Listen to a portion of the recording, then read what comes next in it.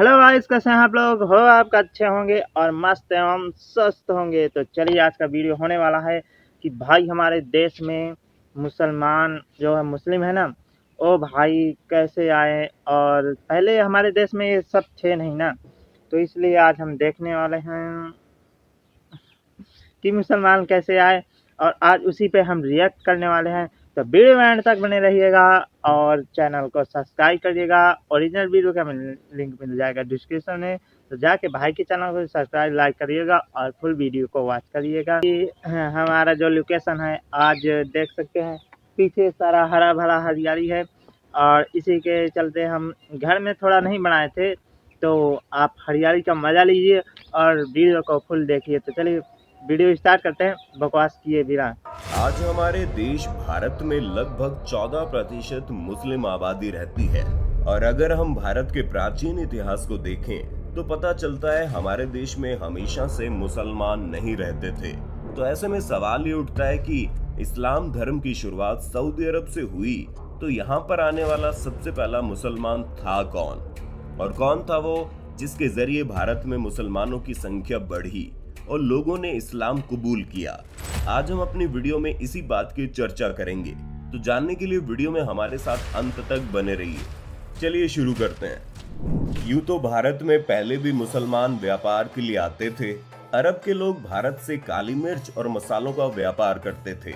अरब के मुसलमान नमाज के पाबंद थे, इसलिए केरल के राजा भीम द्वितीय ने अपने व्यापार को बढ़ावा देने के लिए केरल में चुरामन जामा मस्जिद बनवाई, जिसके लिए अरब लोगों ने भी पैसा दिया।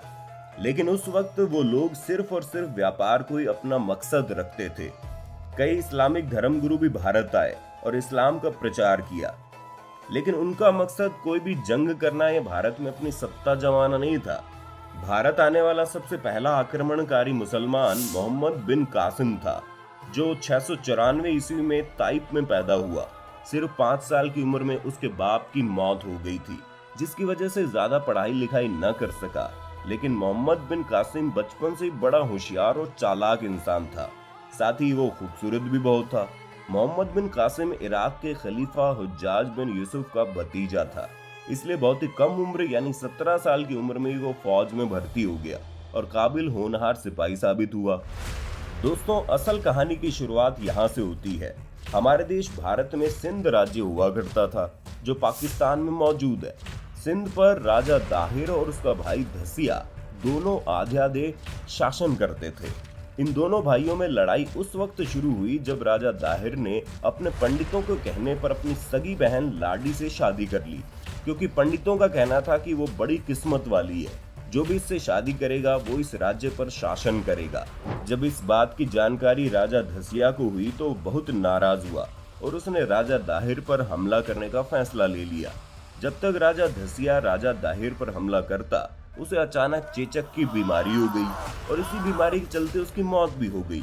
राजा दाहिर बड़ी अकड़ और घमंड के साथ शासन करने लगा, क्योंकि उसका पूरे सिंध पर अकेले का कब्जा हो गया और उसने अपने पंडितों पर और ज्यादा विश्वास कर लिया। राजा दाहिर एक जालिम और कट्टर दिल वाला इंसान था। वो अपनी जनता पर बहुत जुल्म करता था और सारी जनता उसके जुल्म और सितम से बड़ी परेशान थी। उसी दौरान श्रीलंका के गवर्नर ने इराक के गवर्नर को बहुत सारे तोहफे देने के लिए एक जहाज रवाना किया। उस जहाज में कुछ औरतें और आदमी हज के लिए भी गए। जब ये जहाज सिंध की तरफ से निकला, तब लुटेरों ने बंदरगाह पर इसे लूट लिया और उसमें सवार सभी लोगों को मार डाला।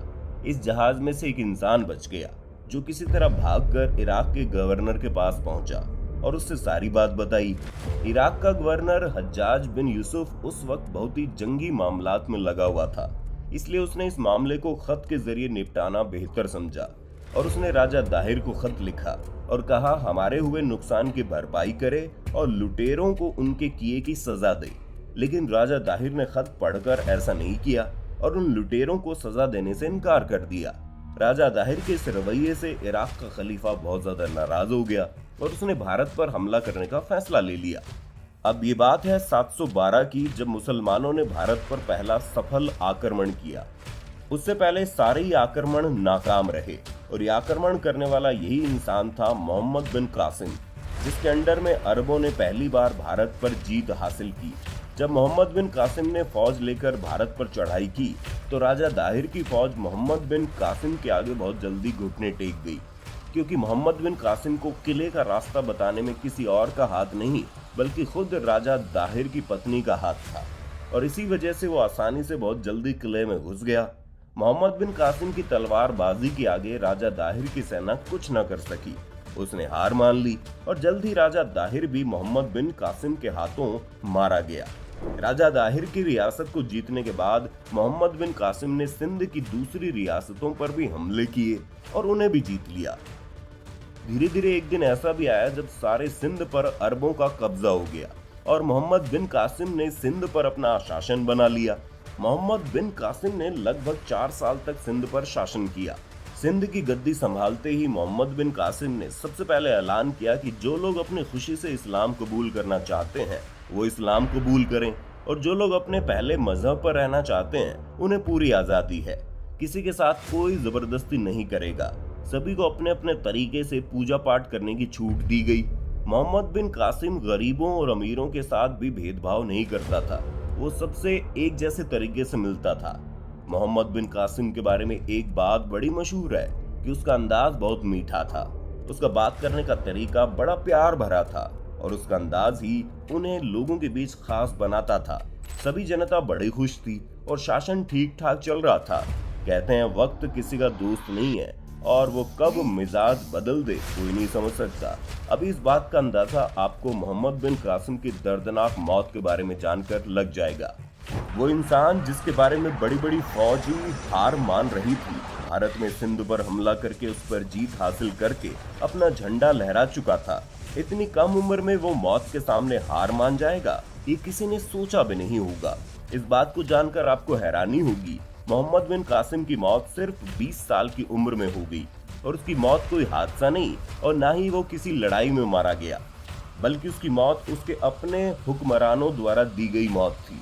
वैसे तो मोहम्मद बिन कासिम की मौत के बारे में इतिहासकार कई बातें बताते हैं, लेकिन जो एक बात सबसे ज्यादा मशहूर है वो ये कि 714 में इराक के खलीफा हज्जाज बिन यूसुफ की मौत हो गई थी और उसकी जगह पर सुलेमान बिन अब्दुल मलिक गद्दी पर बैठा, तो उसने हज्जाज बिन यूसुफ के करीबी सरदारों और सिपह सालार व उसके रिश्तेदारों को सभी को खत्म करना शुरू कर दिया। मोहम्मद बिन कासिम भी पुराने खलीफा का खास आदमी था। रिश्ते में मोहम्मद बिन कासिम खलीफा का भतीजा और दामाद भी था, इसलिए सुलेमान बिन अब्दुल मलिक ने मोहम्मद बिन कासिम को भी भारत से इराक बुला लिया। जैसे मोहम्मद बिन कासिम इराक पहुंचा, उसे फौरन कैद कर लिया गया और कैद में ही इतने जुल्म किए गए कि उसकी मौत हो गई। सुलेमान बिन अब्दुल मलिक पहले ही खलीफा हुज्जाज बिन यूसुफ से नफरत करता था और इस तरह उसने उसके रिश्तेदारों और करीबियों को और खास तौर से मोहम्मद बिन कासिम को मारकर अपनी नफरत की आग निकाली। तो ये थी हिंदुस्तान पर पहले कामयाब अरब आक्रमणकारी मोहम्मद बिन कासिम की कहानी। दोस्तों, आपको ये कहानी कैसी लगी कमेंट में बताना। वीडियो अगर पसंद आई तो इसे लाइक। तो दोस्तों, इसी के साथ ही वीडियो खत्म। तो आपको कैसी लगी जरूर बताना और कमेंट में जरूर लिखना कि हमें वीडियो कैसी लगी।